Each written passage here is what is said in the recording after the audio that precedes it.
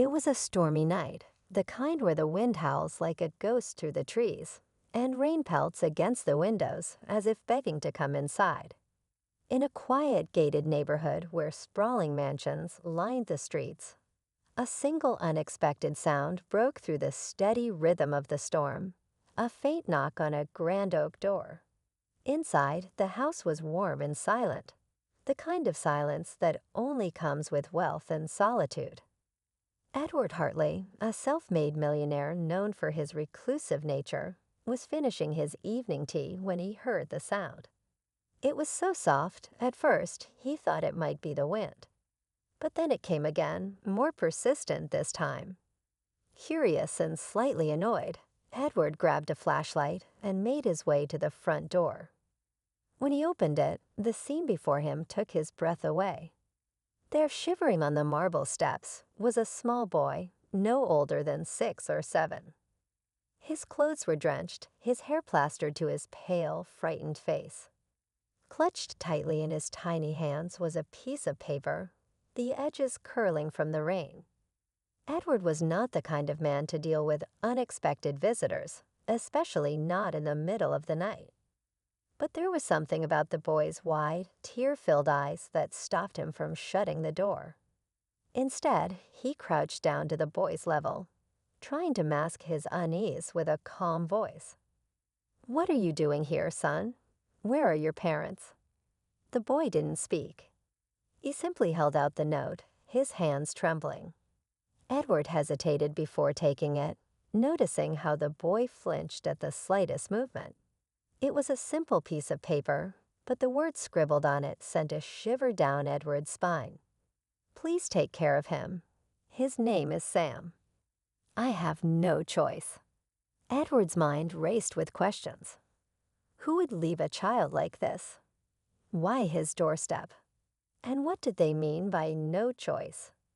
But before he could ask the boy anything, Sam's knees buckled, and he collapsed into Edward's arms. The warmth of the house was a stark contrast to the cold, damp night as Edward carried Sam inside. He laid him gently on the couch, grabbing a blanket to wrap around the boy's tiny frame. As he did, he noticed something else, a small frayed teddy bear tucked under Sam's arm, its button eyes staring back at him like it held secrets too big for its tiny form. Edward wasn't used to having children around. His life was one of routine, spreadsheets, and business deals. But now, staring at this fragile boy, he felt a pang of something he hadn't felt in years: responsibility. He called the local authorities to report what had happened. But as he waited for them to arrive, he couldn't shake the feeling that this was more than just a random act. When Sam finally stirred, his eyes fluttering open, Edward tried to comfort him. "You're safe now, Sam," he said softly. "Can you tell me where you came from? Who left you here?" But the boy only shook his head, his grip tightening on the teddy bear. Edward sighed, realizing that whatever had brought Sam to his door wasn't going to be explained easily. The authorities arrived shortly after, their presence filling the once quiet mansion with questions and speculation. They assured Edward they would investigate and find out who Sam's parents were. But as they prepared to take the boy to a temporary shelter, something unexpected happened. Sam clung to Edward's leg, his tear-streaked face pleading silently. "Don't let them take me," he whispered, his voice barely audible. For reasons he couldn't quite explain, Edward found himself agreeing. "He can stay here," he told the officers, surprising even himself. And so began an unlikely chapter in Edward Hartley's life, one filled with laughter, tears, and revelations he never could have imagined. Over the days that followed, Edward tried to piece together the mystery of Sam's past. But the more he learned, the deeper the mystery grew. Why had the boy been left at his door? What secrets were hidden in his innocent eyes? One day, as Edward was sorting through Sam's belongings, he noticed something unusual stitched into the teddy bear's seam, a tiny hidden pocket. Inside was a folded piece of paper, yellowed and fragile. His heart pounded as he carefully unfolded it, revealing a message that would change everything. And what Edward discovered in that moment brought him to his knees. Edward's hands trembled as he unfolded the small piece of paper hidden in the teddy bear. The handwriting was delicate, almost rushed, as if written by someone desperate to get their thoughts down before losing the chance. It read, "Sam is not safe. Please protect him. Don't trust anyone. They will come for him." Edward's chest tightened as 1,000 questions raced through his mind. Who was after Sam? And why?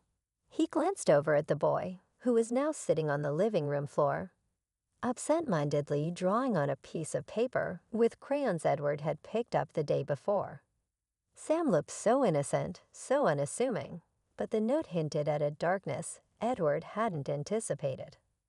Over the next few days, Edward began to notice little things about Sam, things that didn't quite add up.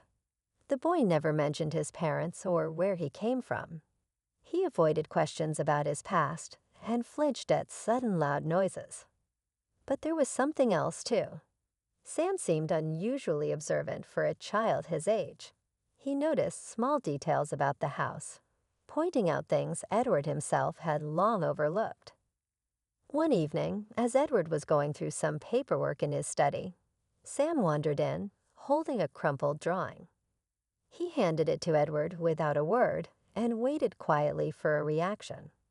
It was a picture of a house that Edward didn't recognize but felt strangely familiar. "Where is this, Sam?" he asked gently.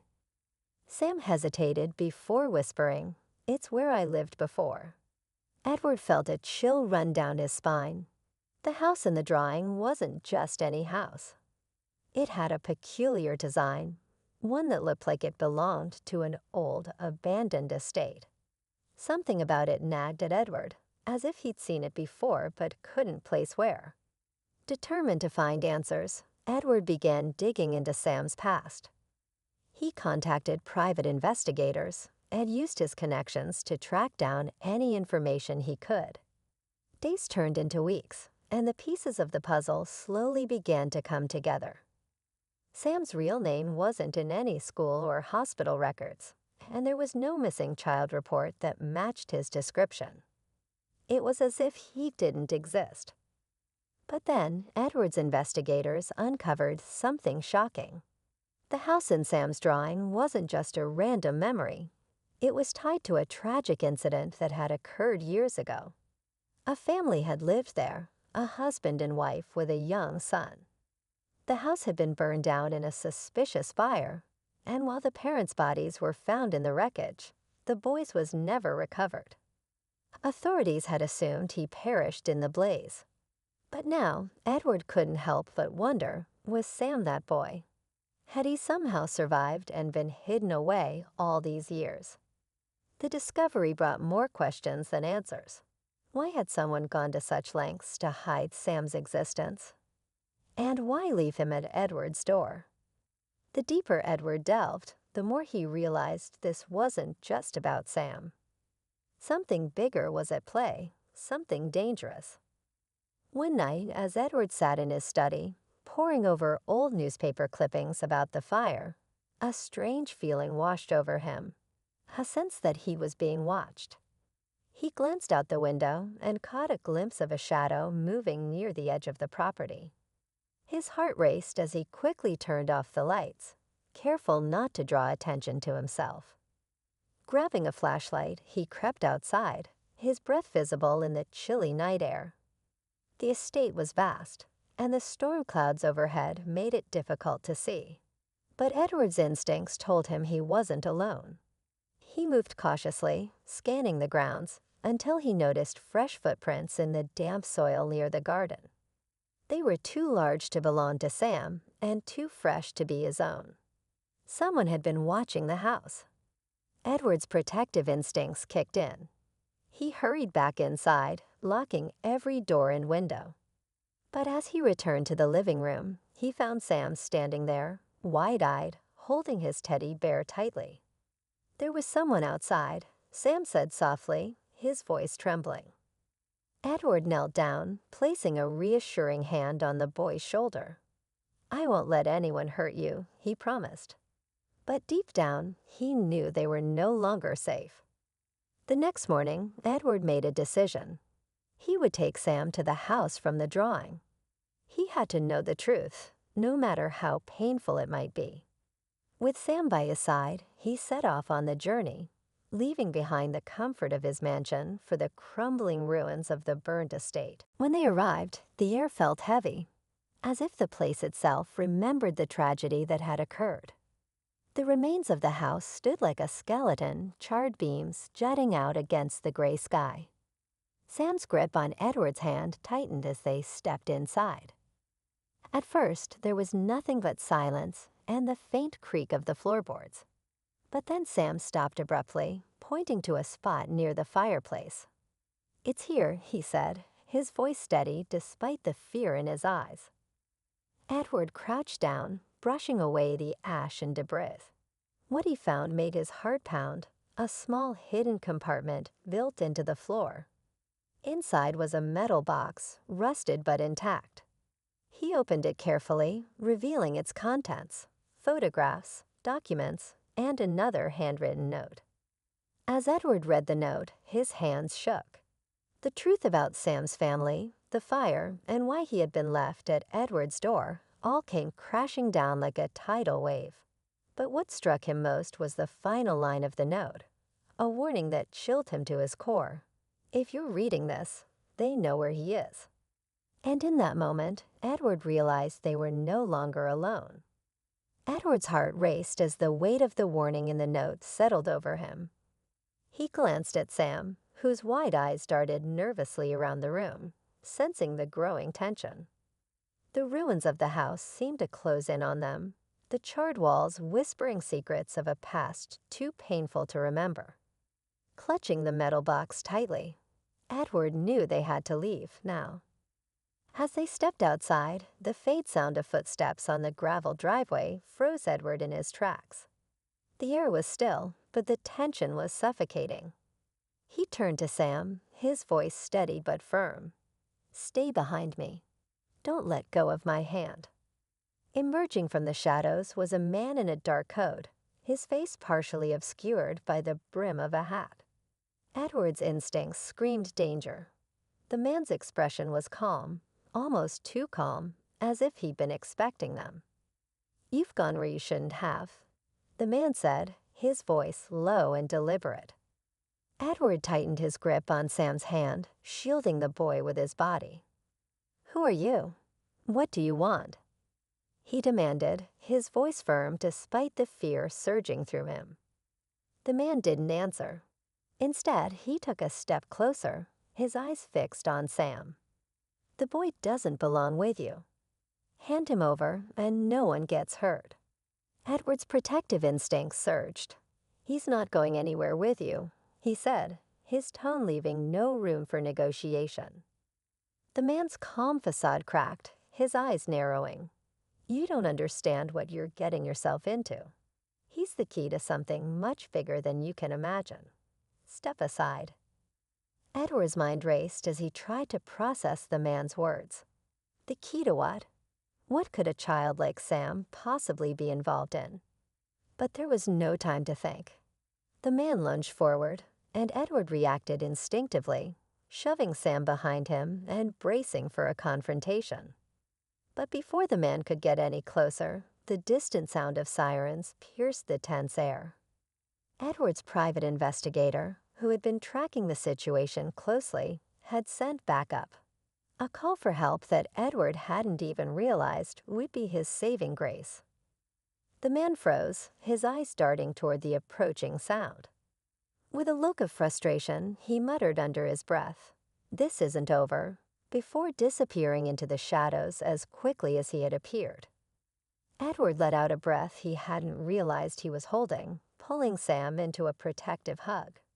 The boy clung to him, his small frame trembling. "I'm scared," Sam whispered, his voice breaking. "You're safe now," Edward reassured him, though the words felt fragile against the chaos that had just unfolded.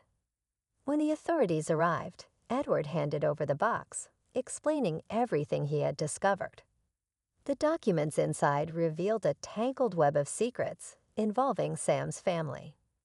His parents had been targeted by powerful individuals because of sensitive information they possessed, information they had hidden away in the hopes of protecting their son. The fire that had claimed their lives wasn't an accident. It had been a calculated attack to silence them. Sam, however, had been smuggled out of the house before the fire, hidden away by someone who had risked everything to keep him safe. As the investigation unfolded, the truth came to light. The man who had confronted Edward was part of the same group that had orchestrated the tragedy years ago. They had been searching for Sam ever since, fearing that the boy might unknowingly hold the key to exposing their crimes. The metal box, with its collection of photos and documents, was the missing piece, a damning trail of evidence that could bring the group down once and for all. In the weeks that followed, Edward worked closely with authorities to ensure Sam's safety. The evidence in the box led to arrests, and the group responsible for the fire was dismantled. But through it all, Edward found himself becoming more than just a protector to Sam. He became a father figure, someone the boy could trust and rely on. One quiet evening, as they sat by the fire in Edward's living room, Sam looked up at him with a hesitant smile. "Do I have to leave now?" he asked softly, his voice filled with uncertainty. Edward shook his head, pulling the boy into a warm embrace. "You're home, Sam. You're staying right here." For the first time, Sam's face lit up with a genuine smile, his eyes shining with hope. And for Edward, who had spent so much of his life focused on wealth and success, this moment felt like the greatest achievement of all. Their lives weren't perfect, and the scars of the past would take time to heal. But together, they began to rebuild, not just a life, but a family. Sam brought light and laughter into Edward's once quiet mansion, and Edward gave Sam the love and security he had long been denied. In the end, the boy who had been left on a doorstep with nothing but a note and a teddy bear found not just safety, but a home. And Edward, the man who had once lived a solitary life of luxury, discovered the true meaning of wealth, a heart full of love, and a purpose greater than himself. As they sat together that night, the storm outside began to clear, the clouds parting to reveal a sky full of stars. And for the first time in a long time, both Edward and Sam felt like they belonged under them.